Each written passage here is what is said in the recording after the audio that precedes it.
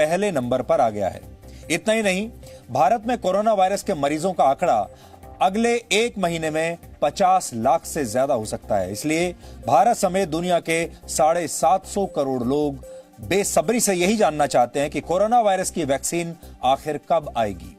दुनिया में इस समय इस वायरस के खिलाफ 165 से ज्यादा वैक्सीन पर शोध चल रहा है और अभी इनमें से किसी के भी लॉन्च होने की कोई तारीख तय नहीं की गई है। लेकिन रशिया ने यह दावा किया है कि वो आज से ठीक 2 दिन के बाद यानी 12 अगस्त को कोरोना वायरस को खत्म करने वाली एक वैक्सीन का रजिस्ट्रेशन कर लेगा और जल्द ही उसका उत्पादन भी शुरू हो जाएगा। लेकिन क्या यह वैक्सीन भारत के लोगों को यानी आप सबको भी मिल पाएगी? और क्या रशिया पूरी दुनिया के लोगों के लिए इस वैक्सीन का प्रोडक्शन करने में सक्षम है? आज आपको इन सभी सवालों का हम जवाब देंगे। आपको शायद याद नहीं होगा कि आपने आखिरी बार मेड इन रशिया प्रोडक्ट कब खरीदा था। इसलिए आज हम ये जानने की कोशिश करेंगे कि क्या दुनिया मेड इन रशिया वैक्सीन के लिए तैयार है। और आज हम इस पर भी बात करेंगे कि भगवान बुद्ध पर किन देशों का अधिकार है, भारत का, नेपाल का, एशिया का या पूरी दुनिया का। क्या बौद्ध धर्म को किसी एक देश की सीमा में बांधा जा सकता है? ये सवाल इसलिए उठ रहे हैं क्योंकि नेपाल ने भगवान राम के बाद अब महात्मा बुद्ध पर भी अपना दावा ठोक दिया है। और उसका कारण यह है कि भगवान बुद्ध जिस लुम्बिनी नामक जगह पर पैदा हुए थे वो जगह नेपाल में है। लेकिन आज हम आपको ऐतिहासिक तथ्यों के जरिए यह बताएंगे कि नेपाल के लुम्बिनी में जन्म लेने वाले सिद्धार्थ गौतम कैसे भारत में आकर गौतम बुद्ध बने और बौद्ध धर्म को भारत कैसे भविष्य में एक बहुत बड़ी सॉफ्ट पावर बना सकता है। और आखिर में हम यह समझने की कोशिश करेंगे कि गलवान में बड़ी संख्या में चीन के जो सैनिक मारे गए थे, क्या उसके पीछे चीन की सेना में फैला भ्रष्टाचार था? चीन में जब एक व्यक्ति ने चीन के सैनिकों को दी गई बख्तरबंद गाड़ियों की खराब क्वालिटी पर सवाल उठाए और दावा किया कि गलवान में चीन के सैनिकों की मौत के पीछे वहां की सेना में फैला भ्रष्टाचार था, तो चीन की पुलिस ने उसे गिरफ्तार कर लिया, बल्कि उससे बाद में माफी भी मंगवाई। इस माफीनामे की एक कॉपी आज हमें मिल गई है। इसलिए आज हम आपको बताएंगे कि चीन भ्रष्टाचार का सच छिपाने के लिए किस हद तक जा सकता है और क्या गलवान में चीन को जो हार मिली उसके पीछे चीन की सेना में फैला यही भ्रष्टाचार जिम्मेदार था। लेकिन सबसे पहले आज की तमाम बड़ी खबरें नॉनस्टॉप न्यूज में। कांग्रेस के बागी नेता सचिन पायलट की राहुल गांधी से मुलाकात के बाद राजस्थान का राजनीतिक संकट सुलझने के करीब है। कांग्रेस महासचिव केसी वेणुगोपाल ने बयान जारी कर बताया कि सचिन पायलट राजस्थान में कांग्रेस पार्टी और सरकार के हित में काम करने के लिए तैयार हैं। सचिन पायलट और कुछ विधायकों ने जो मुद्दे उठाए हैं उन पर ध्यान देने के लिए अध्यक्ष सोनिया गांधी ने 3 सदस्यीय कमेटी का गठन करने का फैसला किया है। सचिन पायलट के समर्थक विधायक भंवरलाल शर्मा ने मुख्यमंत्री अशोक गहलोत से जयपुर में मुलाकात की। मुलाकात के बाद भंवरलाल ने कहा कि गहलोत मुखिया हैं और पार्टी परिवार है। परिवार में किसी व्यक्ति की नाराजगी होती है, कोई 1-2 टाइम खाना नहीं खाता, तो हमने 1 महीने अपनी नाराजगी प्रकट कर दी। अब वो नाराजगी हमारी सब दूर हो गई। पार्टी सम्मुख रहेगी, अपना कार्यक्रम करेगी, जो वादा जनता से किया पूरा करेगी। सूत्रों के मुताबिक आज रात ही सचिन पायलट और उनके समर्थक विधायक जयपुर लौट सकते हैं।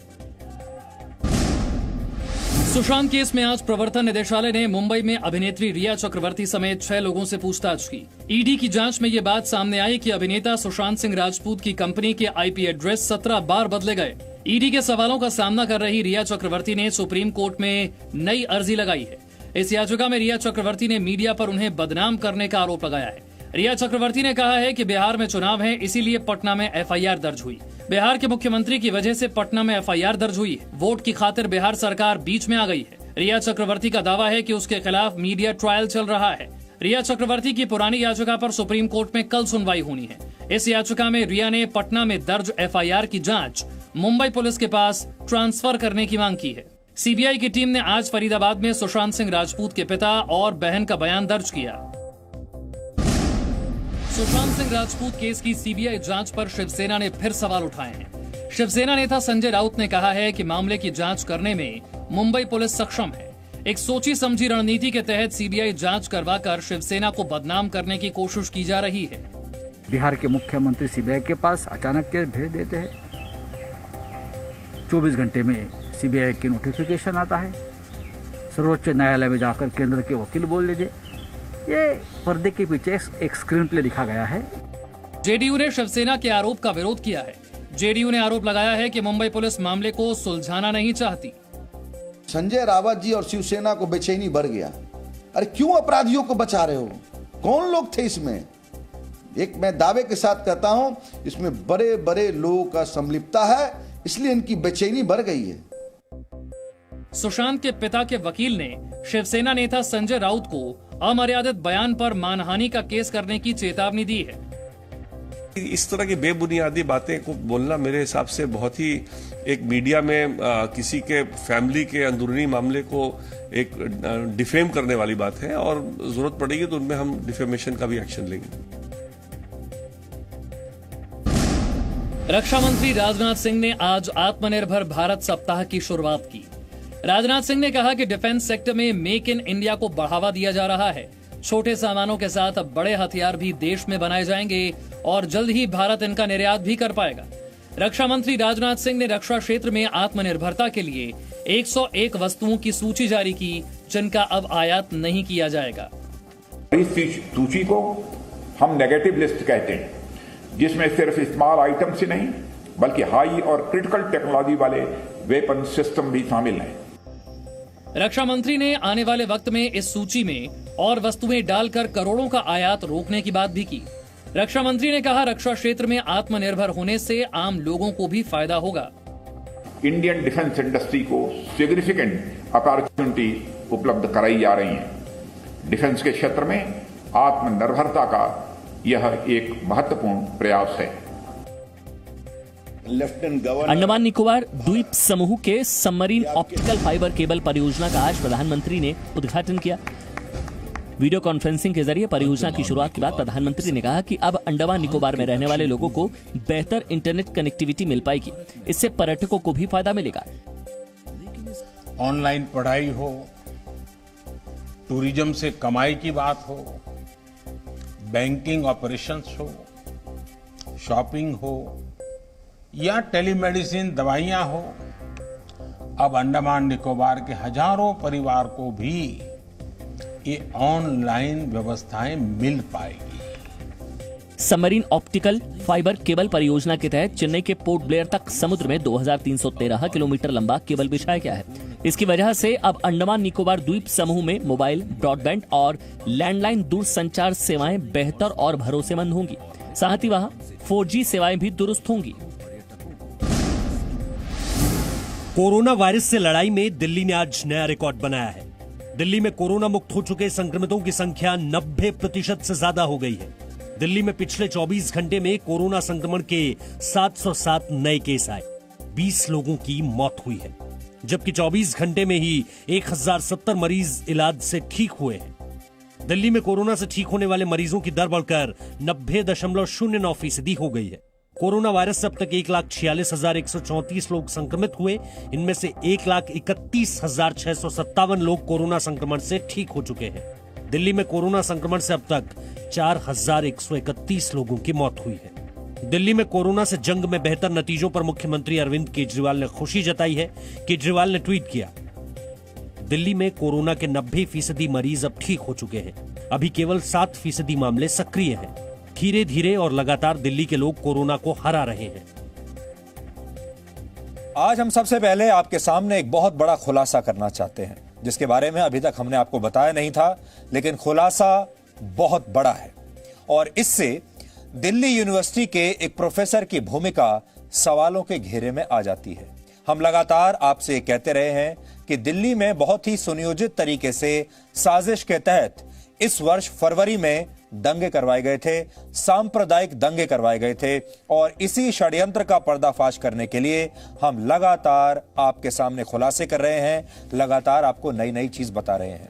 देश के बाकी मीडिया के लिए तो ये दंगे सिर्फ उसी समय 1 हफ्ता 10 दिन खबर बने और उसके बाद सब लोग इन दंगों के बारे में भूल गए। लेकिन हमारी टीम अब भी इन दंगों की तहकीकात कर रही है। हम अब भी लगातार ये जानने की कोशिश कर रहे हैं कि ये दंगे क्यों हुए थे और ये दंगे किसने भड़काए थे। इसलिए ये उस खबर का फॉलोअप है जो शायद कोई आपको दिखाएगा नहीं। पिछले हफ्ते हमने आपको इन दंगों के मास्टरमाइंड ताहिर हुसैन का कबूलनामा दिखाया था, जो पार्षद है दिल्ली में।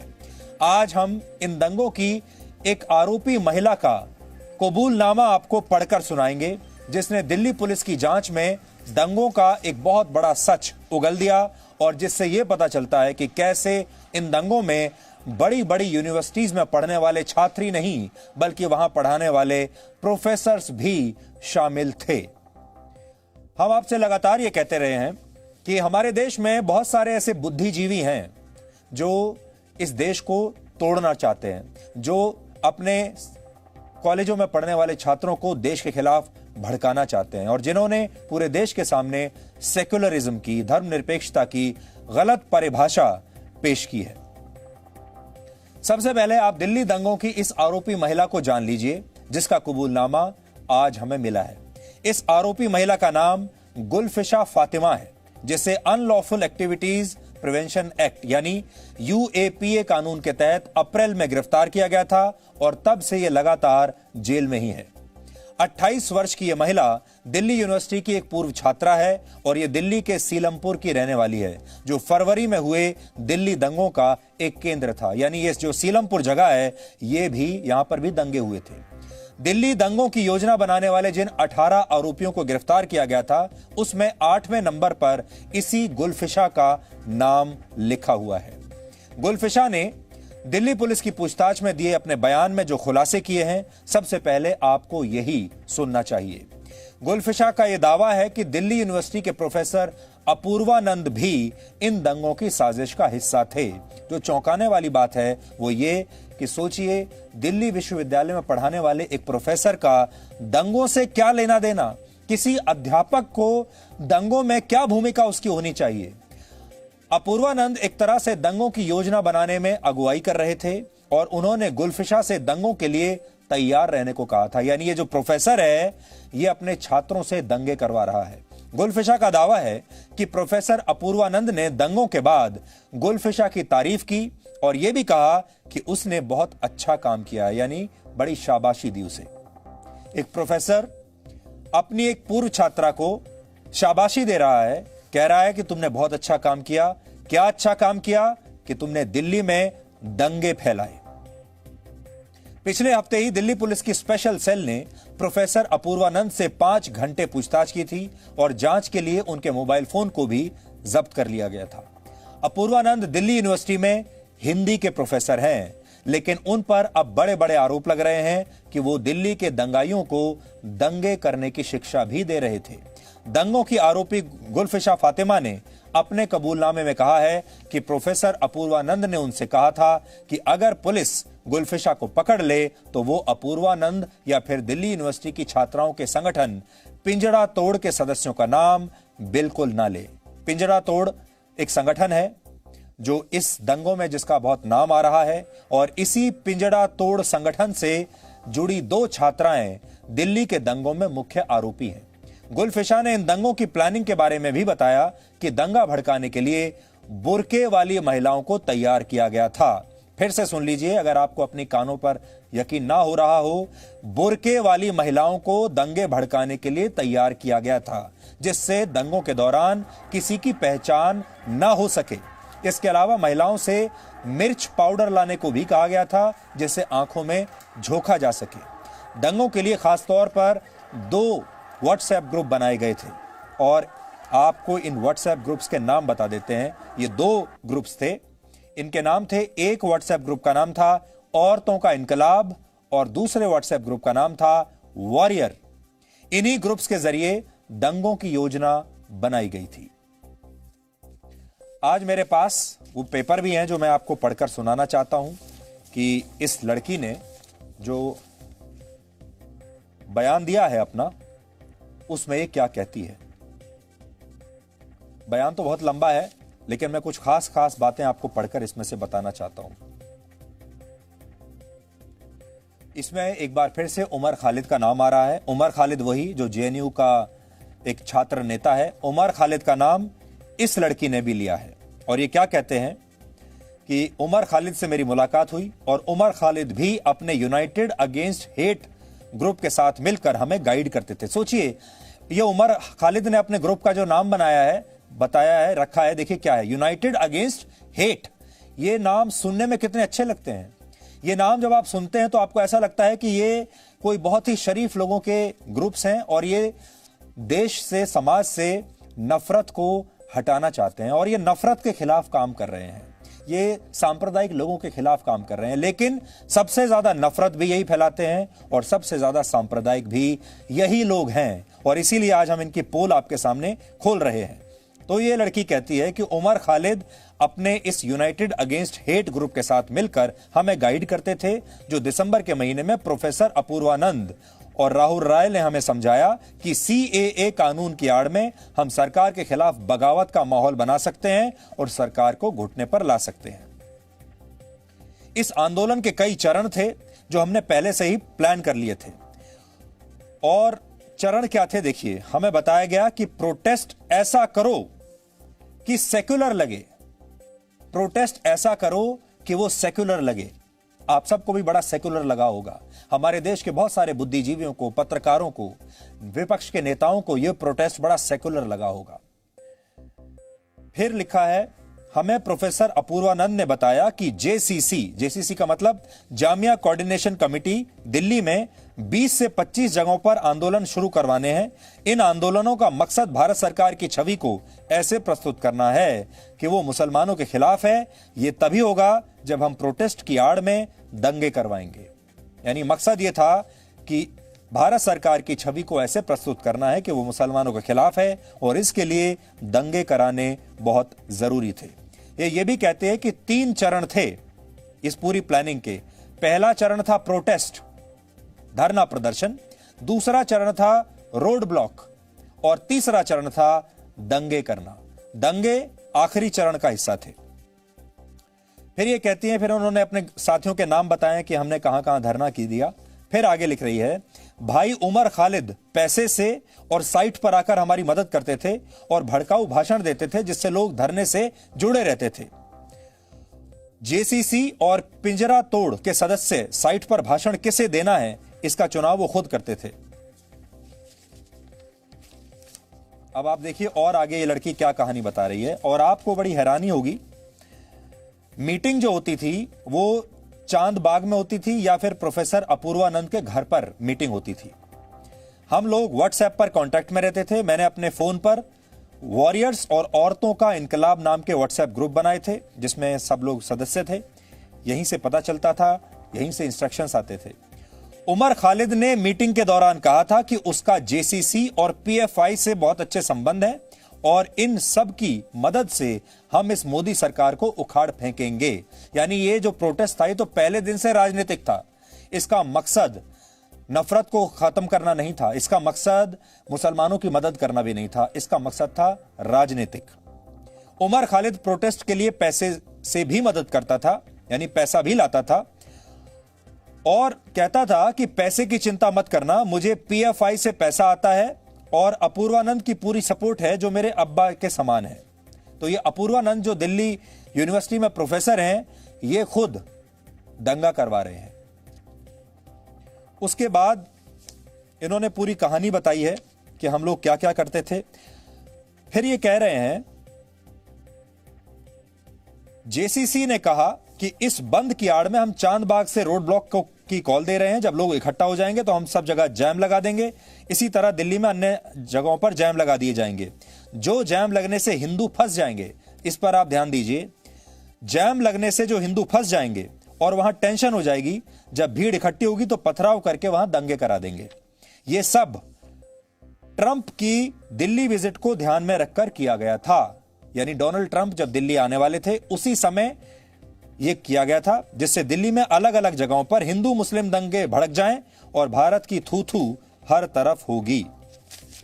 यह इनका मकसद था। ये भारत के ही लोग हैं, यहीं रहते हैं, यहीं के कॉलेजों में, यहीं की यूनिवर्सिटीज में पढ़ाई करते हैं, यहीं की सरकार से एड लेते हैं, यहीं की सरकार से स्कॉलरशिप लेते हैं और फिर इसी देश की बदनामी करते हैं और कहते हैं कि हमने ये साजिश इसलिए की ताकि इस देश की पूरी छवि पूरी दुनिया में बर्बाद हो जाए। डोनाल्ड ट्रंप जब यहां पर आए, खासतौर पर हमने इसीलिए उस समय किया ताकि डोनाल्ड ट्रंप भी सवाल उठाने लगे भारत के ऊपर। आगे ये लिख रही है, मैंने दंगों के दौरान इस्तेमाल किया गया फोन तोड़कर फेंक दिया था और उसके बाद ये सारा बता रही है कि ये कहां कहां गई और इसको ये भी बताया गया कि अगर पुलिस तुम्हें पकड़ ले तो अपने साथियों का नाम नहीं लेना है और पिंजरा तोड़ जो ग्रुप है इनका, उसमें किसी लड़की का नाम नहीं लेना है। हम तुम्हारे लिए वकील और पैसे का इंतजाम कर देंगे। इसलिए आपने ये भी देखा होगा, इन लोगों के लिए बड़े महंगे महंगे वकील कहां से आ जाते हैं। ये लोग सुप्रीम कोर्ट तक पहुंच जाते हैं। कहां से आता है ये पैसा? तो इसमें लिखा है, तो इन्हें कहा गया, यह आश्वासन दिया गया, हम तुम्हारे लिए वकील और पैसे का इंतजाम कर देंगे। अपूर्वानंद ने यह भी कहा था कि सरकार को झुकाना है और हिंदू मुस्लिम दंगे करवाने हैं। मुझसे गलती हो गई, मुझे माफ कर दिया जाए। यह लड़की अब यह कह रही है कि मुझे माफ कर दिया जाए। तो यह पूरी कहानी है।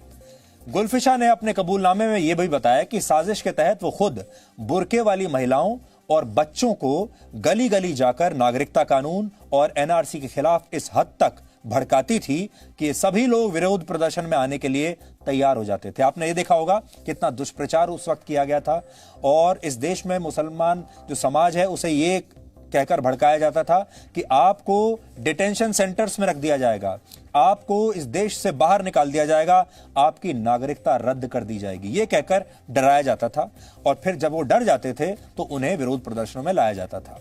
विरोध प्रदर्शन में महिलाओं को लाने के पीछे एक मकसद यह भी था कि पुलिस इन महिलाओं को जबरदस्ती उठाएगी नहीं, इनके खिलाफ कोई एक्शन नहीं ले पाएगी, इनके साथ मारपीट नहीं कर पाएगी, सख्ती नहीं दिखा पाएगी। और ठीक ऐसा ही हुआ। आपने देखा होगा शाहीन बाग में यही हुआ था। शाहीन बाग में ये महिलाएं महीनों तक ऐसे ही रहीं और पुलिस चुपचाप देखती रही। और अगर पुलिस ऐसा करने की कोशिश करेगी या बल प्रयोग करेगी तो माहौल और खराब हो जाएगा। यानी दोनों तरफ से फायदा इन्हीं का होगा। अगर पुलिस डर जाएगी, बुर्के वाली महिलाओं पर डंडे नहीं चलाएगी तो भी इन्हीं का फायदा है। और अगर पुलिस ने इन पर डंडे चला दिए, सख्ती से इनसे निपटे तो भी इन्हीं का फायदा है, क्योंकि वहां मीडिया है। मीडिया तुरंत वीडियो बनाएगा, सारे के सारे न्यूज चैनल्स पर सारे दिन यह चलेगा कि कैसे बुर्के वाली महिलाओं के साथ पुलिस अत्याचार कर रही है, सरकार अत्याचार कर रही है। तुरंत पश्चिमी मीडिया के जितने सारे न्यूज चैनल्स हैं वो इसे उठा लेंगे। पश्चिम के जितने मीडिया हाउसेज हैं, अखबारों में यह हेडलाइन बन जाएगी और कहा जाएगा कि कैसे मुस्लिम महिलाओं का दमन देश की राजधानी में हो रहा है भारत में, जिससे दंगों की योजना बनाने वाले लोगों को दोनों तरफ से ही फायदा हुआ।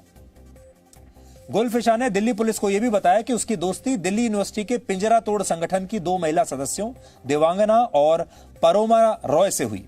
इस संगठन के सदस्यों पर दिल्ली दंगों की योजना में शामिल होने के आरोप हैं और इस संगठन को गाइड करने वाला कोई और नहीं बल्कि दिल्ली यूनिवर्सिटी के प्रोफेसर अपूर्वानंद ही थे, जो कि कॉलेज में पढ़ाते कम थे और दंगे कैसे करवाने हैं उसकी पढ़ाई ज्यादा कराते थे।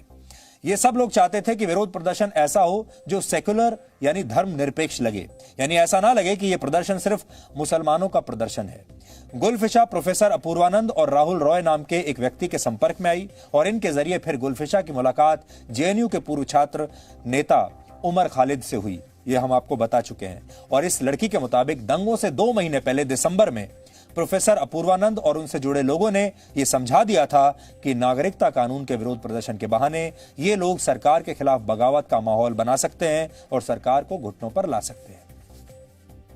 इस लड़की गुलफिशा का दावा है कि प्रोफेसर अपूर्वानंद ने उसे बताया था कि जामिया यूनिवर्सिटी के छात्रों के जामिया कोऑर्डिनेशन कमेटी दिल्ली में 20 से 25 जगह पर आंदोलन शुरू करवा रही है और इस आंदोलन का मकसद भारत सरकार की ऐसी छवि को प्रस्तुत करना है कि भारत सरकार मुसलमानों के खिलाफ है। लेकिन प्रोफेसर ने यह कहा कि यह होगा तभी जब विरोध प्रदर्शन के बहाने दंगे करवाए जाएं।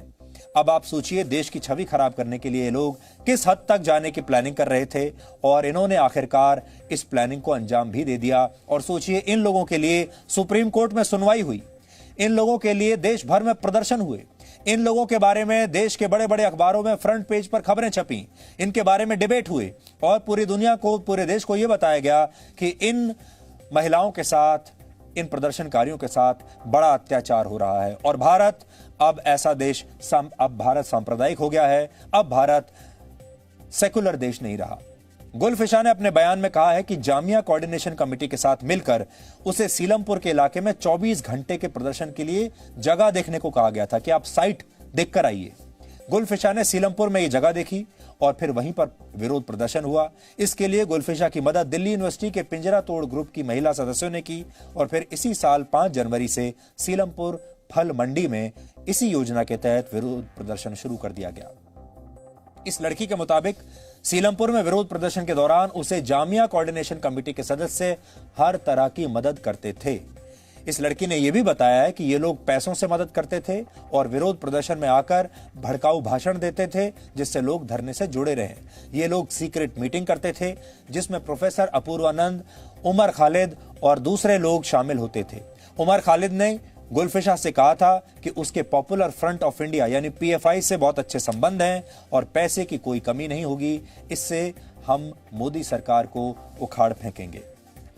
तो आज हम आपको ये बता रहे हैं कि ये साजिश कैसे होती थी।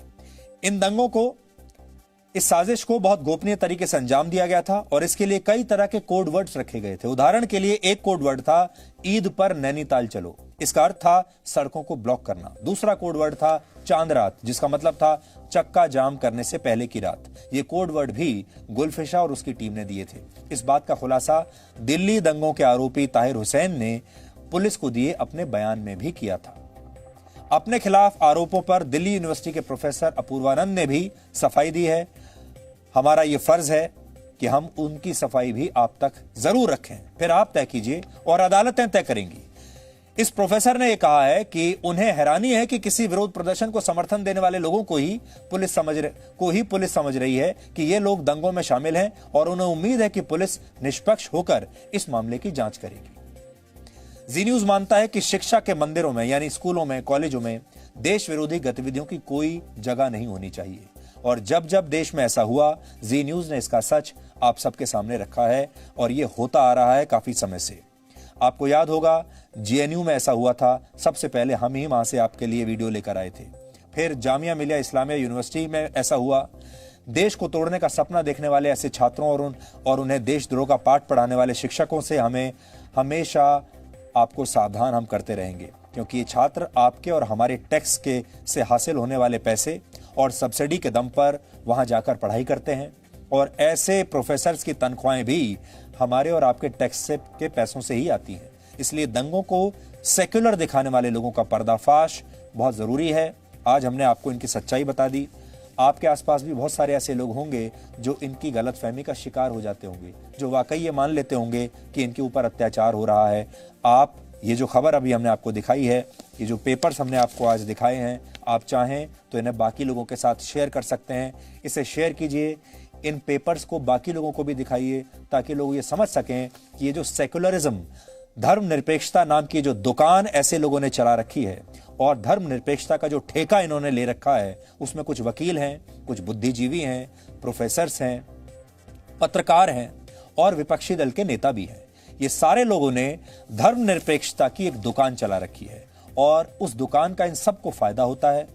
हैरानी की बात यह है कि इन लोगों की पहुंच सुप्रीम कोर्ट तक है। जब चाहे ये सुप्रीम कोर्ट खुलवा लेते हैं। इनकी सुनवाई 24 घंटे के अंदर अंदर हो जाती है, जबकि बाकी का अगर कोई गरीब आदमी सुप्रीम कोर्ट पहुंचे तो उसे शायद महीनों या वर्षों लग जाएंगे अपनी सुनवाई कराने में, लेकिन इनकी सुनवाई तुरंत होती है। इन्हें रिलीफ भी मिलता है, इनके मामले पर स्टे भी लग जाते हैं और देश का मीडिया का एक हिस्सा भी इन्हें बहुत समर्थन देता है। इस गलतफहमी को तोड़ना बहुत जरूरी है, इसलिए आज हमने शुरुआत यहां से की। अब एक और गलतफहमी आपको बताते हैं जो चीन पैदा कर रहा है पूरी दुनिया में। इस साल 15 जून की रात को गलवान में बड़ी संख्या में चीन के जो सैनिक मारे गए थे, क्या उसके पीछे चीन की सेना में फैला भ्रष्टाचार था? चीन में एक व्यक्ति ने चीन के सैनिकों को दी गई बख्तरबंद गाड़ियों की खराब क्वालिटी पर सवाल उठाए और उसने दावा किया कि गलवान में चीन के सैनिकों की मौत के पीछे वहां की सेना में फैला यही भ्रष्टाचार था। तो इसके बाद चीन की पुलिस ने इस व्यक्ति को गिरफ्तार कर लिया और बाद में उससे माफी मंगवाई। अब दिलचस्प बात यह है कि इस आदमी ने जो माफी मांगी है, उस माफीनामे की एक कॉपी आज हमें मिल गई है। इसलिए आज हम आपको बताएंगे कि चीन भ्रष्टाचार का सच छिपाने के लिए किस हद तक जा सकता है और बड़ा सवाल यह है कि क्या गलवान में चीन को जो हार मिली, उसके पीछे चीन की सेना में फैला यही भ्रष्टाचार जिम्मेदार था? लेकिन सबसे पहले आप यह समझिए कि चीन की सेना इन भ्रष्टाचार के आरोपों का जो आरोप लग रहे हैं, उनका आधार क्या है? आपको याद होगा लद्दाख सीमा पर गलवान घाटी में 15 जून की रात को जो लड़ाई हुई थी, उसमें भारत के 20 सैनिक शहीद हो गए थे। लेकिन इसमें चीन की सेना के भी 40 से 50 सैनिक मारे गए थे। भारत ने तो अपने शहीद सैनिकों को पूरा सम्मान दिया, लेकिन गलवान घाटी में चीन के जो सैनिक मारे गए थे उनका नाम, उनका आंकड़ा अब तक चीन ने किसी को नहीं बताया है, यहां तक कि अपने देश में भी नहीं बताया, और पूरी दुनिया से भी चीन इस बात को छुपाता रहा है कि उसके असली में कितने लोग मरे और वो सैनिकों के नाम क्या थे। बल्कि उसने अपने नागरिकों को भी इसके बारे में कोई सच नहीं बताया, और अगर चीन में कोई इस पर बात भी करता है तो चीन ऐसे लोगों को सजा देता है। चीन में जाओ लिंग नाम के एक व्यक्ति से यही गलती हो गई कि उसने चीन के सोशल मीडिया पर गलवान घाटी की घटना से जुड़े कुछ पोस्ट लिख दिए, और जैसे ही उसने ये पोस्ट लिखे वहां की पुलिस ने उसे अफवाह फैलाने के आरोप में गिरफ्तार कर लिया। चीन के इस व्यक्ति ने अपने सोशल मीडिया पोस्ट में गलवान घाटी में चीन की सेना के नुकसान की असली वजह बताई थी। इस आदमी ने लिखा था कि चीन की सेना को डोंगफेंग नाम की एक कंपनी ने जो सैन्य गाड़ियां सप्लाई की थी वो गाड़ियां बहुत खराब क्वालिटी की थी, और कंपनी की इसी भ्रष्टाचार की वजह से सीमा पर चीन और भारत के टकराव में चीन के सैनिकों की इतने बड़ी संख्या में मौत हुई। बाद में चीन की सेना ने इस कंपनी की ऐसी 500 गाड़ियां वापस भी कर दी थी, यानी बाद में शायद यह पाया गया कि ये गाड़ियां ठीक नहीं थी, ये सब स्टैंडर्ड गाड़ियां थी।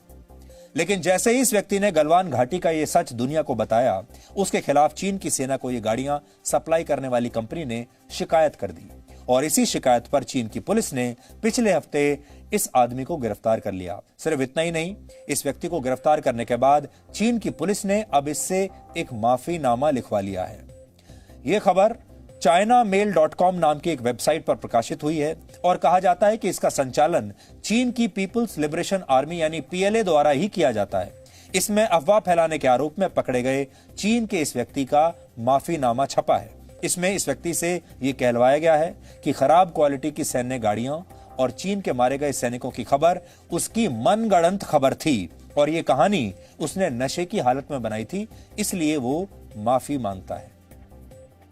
अब चीन ने अपने एक नागरिक की आवाज को दबा दिया है, उसे सजा दे दी और उसे माफीनामा लिखने पर भी मजबूर कर दिया। लेकिन इससे गलवान घाटी की घटना पर चीन की सरकार के डर और झूठ का भी पर्दाफाश होता है। चीन का डर यह है कि कैसे वो गलवान घाटी की घटना पर अपने देश के गुस्से को दबा कर रखे, क्योंकि यह गुस्सा अगर ज्यादा बढ़ा तो वहां के राष्ट्रपति शी जिनपिंग का बाहर निकलना मुश्किल हो जाएगा, उनके खिलाफ माहौल और खराब हो जाएगा।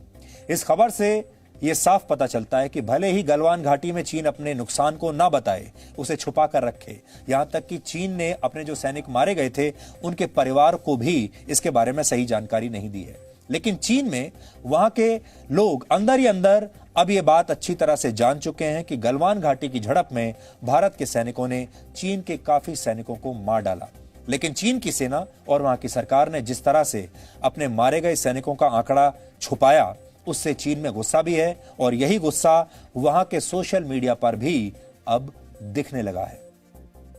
अब हम आपको एक वीडियो दिखाना चाहते हैं। यह वीडियो उस समय वायरल हुआ था जब भारत और चीन के बीच LAC पर विवाद चल रहा था। इस वीडियो में आप देख सकते हैं कि कैसे भारत के सैनिक डोंगफेंग द्वारा, यानी इस डोंगफेंग नामक कंपनी द्वारा बनाई गई एक गाड़ी को तोड़ रहे हैं, और इस गाड़ी का नाम है हमवी। यही वो गाड़ी है। हालांकि उस समय भारत की सेना ने यह साफ किया था कि इस वीडियो का LAC पर चल रहे विवाद से कोई लेना देना नहीं है। लेकिन आज हम दावों की सच्चाई क्या थी इसमें नहीं पढ़ना चाहते।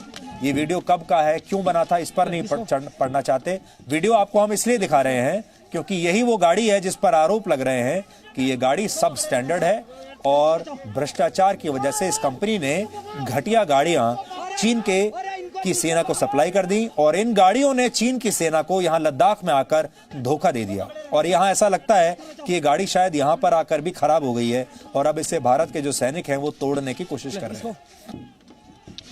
ये तस्वीरें देखकर आप समझ गए होंगे कि चीन में बनी सेना की गाड़ियों की क्वालिटी कैसी है।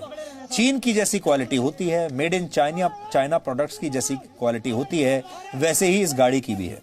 अब खुद चीन में यही चर्चा चल रही है कि इस तरह की गाड़ियां ही चीन के सैनिकों को गलवान में बचा नहीं पाई, और इसके पीछे भ्रष्टाचार को एक बड़ी वजह बताया जा रहा है। चीन के ही मीडिया में छपी कुछ रिपोर्ट्स का दावा है कि इन गाड़ियों का निर्माण करने वाली कंपनी डोंगफेंग ने चीन की सेना को धोखा दिया है। यह करप्शन रोकने का दावा करने वाले चीन जैसे देश के लिए एक बहुत गंभीर सवाल है और चुनौती है। और अब यह आरोप लग रहे हैं कि इसके पीछे रक्षा सौदों में हुआ भ्रष्टाचार असली वजह है। इस संदर्भ में चीन पर सवाल उठाने वाले एक व्यक्ति के साथ चीन ने क्या किया हम आपको बता चुके हैं। यह व्यक्ति न सिर्फ गिरफ्तार हुआ बल्कि बाद में माफी भी मांगनी पड़ी। लेकिन यह सिलसिला यही नहीं रुका। चीन की कई वेबसाइट्स ने इस कहानी को प्रकाशित कर दिया। ऐसी एक वेबसाइट में छपी एक खबर इस समय आपकी स्क्रीन पर है। इसमें भी कहा गया है कि यही डोंगफेंग नामक कंपनी के अधिकारी पर वित्तीय गड़बड़ियों को लेकर जांच चल रही है। हालांकि इसमें भारत और चीन के विवाद का जिक्र नहीं है। गलवान का जिक्र इस खबर में नहीं है। लेकिन चीन के एक और अखबार की वेबसाइट एप्पल डेली में डोंगफेंग पर लगे आरोप और एलएसी पर चल रहे विवाद के बीच कनेक्शन की बात लिखी गई थी। यह अखबार हांगकांग से प्रकाशित होता है, इसीलिए ये ऐसी बातें लिख पाया। और इस रिपोर्ट में लिखा गया था कि इन गाड़ियों के निर्माण में खराब क्वालिटी के स्टील का इस्तेमाल हुआ था। लेकिन क्या आप जानते हैं कि इस अखबार के मालिक के साथ क्या हुआ? इस अखबार ने यह खबर तो छाप दी, चीन की पोल भी खुल गई, लेकिन इस अखबार के मालिक के साथ क्या हुआ अब आप वो भी सुन लीजिए। इस अखबार के मालिक को हांगकांग में राष्ट्रद्रोह के आरोप में गिरफ्तार कर लिया गया है। चीन की खराब क्वालिटी की सैन्य गाड़ियों और गलवान में चीन के सैनिकों के मारे जाने की घटना को कई लोग आपस में जोड़कर देख रहे हैं, क्योंकि चीन ने अभी तक अपने मारे गए सैनिकों की संख्या बताई नहीं है। लेकिन इस तरह के आरोप नए नहीं हैं और न चीन की सेना में भ्रष्टाचार के दावे नए हैं। चीन की डोंगफेंग हमवी जो गाड़ी है खुद इसका सबसे बड़ा उदाहरण है। यह गाड़ी अमेरिकी सेना में इस्तेमाल होने वाली गाड़ी हमर की कॉपी है। आपने हमर के बारे में तो सुना ही होगा, अमेरिका की बड़ी मशहूर गाड़ी है ये हमर, और वहां की यूएस आर्मी इसको यूज करती है। ये जो गाड़ी है ये हमर की कॉपी है। हमर के अब सिविल वर्जन्स भी आ चुके हैं, यानी अब आम नागरिक जो हैं वो भी हमर खरीद सकते हैं। और अमेरिका और यूरोप के देशों में ये जो सिविलियन वर्जन है हमर का, उसकी काफी मांग है। लेकिन चीन इसे नकल नहीं मानता और उसका कहना है कि यह कानूनी रूप से चीन में ही बना प्रोडक्ट है। ऐसा इसलिए क्योंकि चीन में हमवी का निर्माण करने वाली डोंगफेंग मोटर ग्रुप की मालिक खुद चीन की ही सरकार है। कहा जाता है कि चीन के पास हमर के रीमेक का लाइसेंस भी है। लेकिन डोंगफेंग मोटर्स पर पहली बार करप्शन के आरोप नहीं लगे हैं, बल्कि 2015 में भी इस कंपनी के एक अधिकारी के खिलाफ भ्रष्टाचार की जांच हुई थी। अब यह तो नहीं कहा जा सकता कि गलवान में इतनी बड़ी संख्या में चीन के सैनिकों के मारे जाने का संबंध इसी भ्रष्टाचार से है या नहीं, लेकिन जिस तरह से चीन की सरकार इस कंपनी से जुड़ी खबरें छापने वालों पर कार्रवाई कर रही है, उससे शक जरूर पैदा होता है। और जैसा हम आपको बता रहे थे कि हांगकांग में एक बहुत बड़े उद्योगपति को गिरफ्तार कर लिया गया है, क्योंकि वो लोकतंत्र के बारे में बात करते थे और जो भी व्यक्ति लोकतंत्र के बारे में बात करता है, चीन उसके साथ ऐसा ही व्यवहार करती है। चीन के राष्ट्रपति शी जिनपिंग जब सत्ता में आए थे तो उन्होंने चीन से भ्रष्टाचार खत्म करने का वादा किया था। उन्होंने चीन में 10 लाख से ज्यादा कर्मचारियों और अधिकारियों को बर्खास्त कर दिया था। इससे चीन में भ्रष्टाचार तो खत्म नहीं हुआ, जिन पदों से पुराने अधिकारी बर्खास्त किए गए थे वहां पर शी जिनपिंग ने अपने लोग बैठा दिए और इसी के सहारे सत्ता में अपनी पकड़ मजबूत कर ली। लेकिन भ्रष्टाचार वैसे ही है। आज चीन में शी जिनपिंग को चुनौती देने वाला कोई नहीं बचा। चीन की कम्युनिस्ट पार्टी की सर्वोच्च संस्था पोलिट ब्यूरो के 25 सदस्यों में 60% सदस्यों के शी जिनपिंग से सीधे संबंध है। इनमें से कई लोग शी जिनपिंग के परिवार से जुड़े हुए हैं, तो कई लोग शी जिनपिंग के बचपन के दोस्त हैं और कई लोग उनके साथ पहले भी काम कर चुके हैं, यानी उन्हीं के लोग हैं चारों तरफ। ये सभी लोग कैसे सर्वोच्च पदों तक पहुंचे, इसके लिए भी शी जिनपिंग ने भ्रष्टाचार के मुद्दे पर चाल चली और 170 से ज्यादा पुराने सीनियर और जूनियर मंत्रियों को या तो बर्खास्त कर दिया या फिर उन्हें जेल में डाल दिया और फिर इनके पदों पर अपने करीबियों को उन्होंने बैठा दिया। चीन में शी जिनपिंग की भ्रष्टाचार विरोधी मुहिम को 8 साल हो चुके हैं और आज भी चीन भ्रष्टाचार के मामले में पूरी दुनिया में 198 देशों में 80वें नंबर पर आता है। शी जिनपिंग की सत्ता और शक्ति में जिस तरह से चीन के लोग फंसे हुए हैं, वैसे ही चीन अपने कर्ज के जाल में दूसरे देशों को फंसाता है। यहां हम आपको नेपाल का उदाहरण देना चाहते हैं, जिसके साथ चीन ने वर्ष 2012 में 6 विमानों का सौदा किया था। इस सौदे के मुताबिक नेपाल को चीन के 6 विमान खरीदने थे और इसके साथ चीन अतिरिक्त 2 विमान नेपाल को गिफ्ट के तौर पर देगा, मुफ्त देगा, 2 विमान मुफ्त दे देगा। लेकिन चीन के ये विमान ऐसे निकले कि इनकी क्वालिटी इतनी घटिया निकली और नेपाल को आखिरकार इन 6 विमानों को सेवाओं से हटाना पड़ा। लेकिन इस सौदे की वजह से नेपाल जिस कर्ज के संकट में फंस गया वो आपको जरूर जानना चाहिए। नेपाल ने चीन से ये 6 विमान खरीदने के लिए करीब 660 करोड़ नेपाली रुपए का सौदा किया था, जिसमें 60% रकम चीन के ही एक्सिम बैंक से लोन के तौर पर ली गई। ये 20 साल का लोन था जिसमें 1.5% ब्याज दर से नेपाल को लोन दिया गया। अब जब नेपाल के चाइनीज विमान किसी काम के रहे ही नहीं, जब ये उड़ते ही नहीं और जब ये सेवाओं में ही नहीं है, तो नेपाल चीन के इस कर्ज में फंसकर रह गया है, क्योंकि विमान तो उड़ नहीं रहे, विमान बेकार खड़े हुए हैं, लेकिन लोन वापस करना है और लोन के ऊपर जो इंटरेस्ट लग रहा है वो भी नेपाल को देना ही पड़ेगा। यानी पैसे भी गए और विमान भी नहीं मिला। चीन के बाद अब हम उसके नए दोस्त नेपाल की ही बात कर रहे हैं, लेकिन उससे पहले अगर हम आपसे ये पूछें कि अब तक के जितने भी युग हुए हैं उन सारे युगों में पैदा हुए 2 सबसे महान भारतीयों के नाम आपके हिसाब से क्या हो सकते हैं, तो आप 2 सबसे महान भारतीयों के नाम कौन से लेंगे? कौन आपको सबसे महान भारतीय लगते हैं अब तक के? जब तक आप इस सवाल का जवाब सोच रहे हैं तब तक हम आपको एक ताजा घटनाक्रम के बारे में बता देते हैं। आप सोचिए, आज तक के 2 सबसे महान भारतीय कौन है? शनिवार को भारत के विदेश मंत्री एस जयशंकर ने एक कार्यक्रम में अपनी ये लिस्ट दुनिया को बताई थी और उन्होंने कहा था कि अगर उनसे ये पूछा जाए कि 2 सबसे महान भारतीयों के नाम क्या हैं, तो वो कहेंगे गौतम बुद्ध और महात्मा गांधी। विदेश मंत्री एस जयशंकर के इस बयान के बाद नेपाल की सरकार नाराज हो गई और नेपाल के विदेश मंत्रालय ने एक बयान में कहा कि ऐतिहासिक तथ्य बताते हैं कि भगवान बुद्ध लुम्बिनी नामक जगह पर पैदा हुए थे और यह जगह नेपाल में है। नेपाल ने इस बयान में कड़े शब्दों में अपनी नाराजगी जताई है।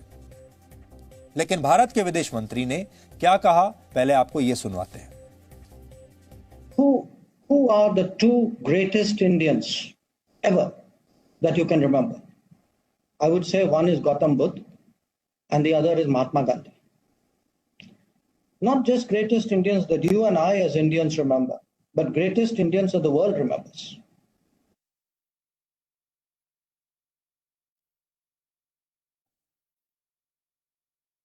ये बात बिल्कुल ठीक है, जो नेपाल कह रहा है वो बात सही है कि भगवान बुद्ध का जन्म स्थान लुम्बिनी ही है और इसमें किसी को कोई एतराज नहीं कि ये स्थान आज की तारीख में भी नेपाल में है। नेपाल की नाराजगी के बाद भारत के विदेश मंत्रालय ने भी कहा कि एस जयशंकर ने जो बयान दिया था वो भारत और नेपाल की साझी ऐतिहासिक विरासत के संदर्भ में था और लुम्बिनी नेपाल में ही है, इसमें किसी को कोई शक नहीं। लेकिन यहां समस्या यह है कि भगवान राम पर दावा ठोकने के बाद अब नेपाल भगवान बुद्ध को लेकर भारत के साथ कूटनीतिक युद्ध लड़ना चाहता है और असल में भगवान बुद्ध पर किन देशों का अधिकार है? भारत का अधिकार है, नेपाल का है, एशिया का है या पूरी दुनिया का है? भगवान बुद्ध आखिर हैं किसके? क्या बौद्ध धर्म को किसी एक देश की सीमा में बांधा जा सकता है? इसलिए सबसे पहले आपको लुम्बिनी और कपिलवस्तु के इतिहास के बारे में जानना चाहिए।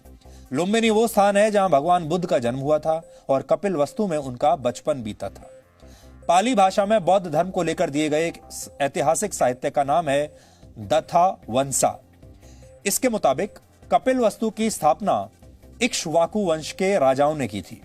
भगवान राम भी इक्ष्वाकु वंश के ही राजा थे और कहा जाता है कि कपिलवस्तु की स्थापना भारतीय दार्शनिक और ऋषि कपिल की अनुमति के बाद की गई थी, जिनका जन्म भगवान बुद्ध से करीब 200 वर्ष पहले हुआ था। ऋषि कपिल ने ही समख्या सूत्र की रचना भी की थी और भगवान बुद्ध के विचारों और उनके जीवन पर भी ऋषि कपिल का प्रभाव था। 2500 वर्ष पहले लुम्बिनी इसी कपिलवस्तु के पूर्व में था और कपिलवस्तु के शासक थे भगवान बुद्ध के पिता राजा शुद्धोधन। भगवान बुद्ध का जन्म सिद्धार्थ गौतम के रूप में हुआ था, लेकिन सत्य और ध्यान के मार्ग पर चलते हुए उन्हें बुद्धत्व की प्राप्ति हुई और इसीलिए वो गौतम बुद्ध कहलाए। बुद्ध का अर्थ होता है ऐसा व्यक्ति जो जाग चुका है, लेकिन भगवान बुद्ध के इस जागरण में भारत की भी बहुत बड़ी भूमिका है। बुद्ध को ज्ञान की प्राप्ति बिहार के बोध गया में एक पीपल के पेड़ के नीचे हुई थी, जिसे अब बोधि वृक्ष कहा जाता है। गौतम बुद्ध ने ज्ञान प्राप्ति के बाद अपना पहला प्रवचन वाराणसी के पास सारनाथ में दिया था और उनकी मृत्यु भी आज के उत्तर प्रदेश के कुशीनगर में हुई थी। और कहा जाता है कि प्राचीन समय में कुशीनगर की स्थापना भी भगवान राम के पुत्र कुश ने की थी, इसीलिए इसे कुशीनगर कहते हैं। भगवान बुद्ध सिद्धार्थ के रूप में नेपाल में पैदा हुए और उन्हें ज्ञान की प्राप्ति भारत में हुई, इसलिए भारत को ही बौद्ध धर्म का उद्गम स्थल माना जाता है। लेकिन फिर भी भगवान बुद्ध और उनका जीवन भारत और नेपाल की संयुक्त विरासत है और इसे विवाद का विषय कोई नहीं बना सकता। माना जाता है कि बौद्ध धर्म का प्रचार और प्रसार भारत से शुरू हुआ और शुरुआत में इसका अनुसरण करने वाले ज्यादातर लोग व्यापारी थे जो एक जगह से दूसरी जगह और एक देश से दूसरे देश में भ्रमण किया करते थे, और इसी वजह से बौद्ध धर्म भारत और एशिया के कोने कोने तक पहुंच गया। भारत के मौर्य वंश के सम्राट अशोक ने भी बौद्ध धर्म के प्रचार और प्रसार में बड़ी भूमिका निभाई। सम्राट अशोक ने कलिंग का युद्ध जीतने के बाद खून खराबे से व्यथित होकर बौद्ध धर्म अपना लिया था और उन्होंने भी भारत और दुनिया में बौद्ध धर्म के प्रसार में बड़ी भूमिका निभाई। आज भी बौद्ध धर्म को मानने वाली 97% आबादी एशिया के देशों में रहती है। भूटान, म्यांमार, श्रीलंका और थाईलैंड जैसे देशों के लिए बौद्ध धर्म राष्ट्रीय मूल्यों और पहचान का एक विषय है। भारत से निकलकर बौद्ध धर्म पूरे एशिया में फैला, लेकिन भारत ने कभी भी इस पर अपना कॉपीराइट नहीं जताया, और इसकी वजह यह है कि सत्य का कोई कॉपीराइट हो ही नहीं सकता, और सत्य को आप किसी देश या राज्य की सीमा में बांधकर रख भी नहीं सकते। जैसे भगवान राम सबके हैं, ऐसे ही महात्मा बुद्ध भी सबके हैं। बौद्ध धर्म से जुड़े 8 महत्वपूर्ण स्थलों में लुम्बिनी को छोड़कर बाकी सभी भारत में हैं। इनमें बोध गया, सारनाथ, कुशीनगर, श्रावस्ती, राजगिर, संकास्य और वैशाली भारत में ही है।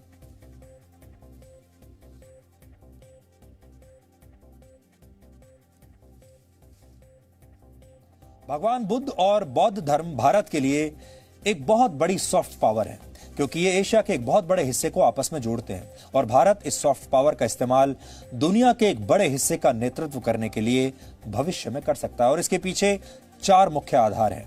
पहला ये कि बौद्ध धर्म का जन्म भारत में हुआ था और ये बात पूरी दुनिया स्वीकार करती है, इस पर कोई विवाद नहीं है।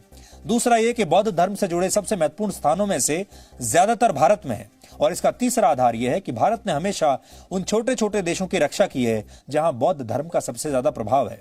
इसका सबसे बड़ा उदाहरण तिब्बत के धर्मगुरु दलाई लामा को भारत में शरण देना था।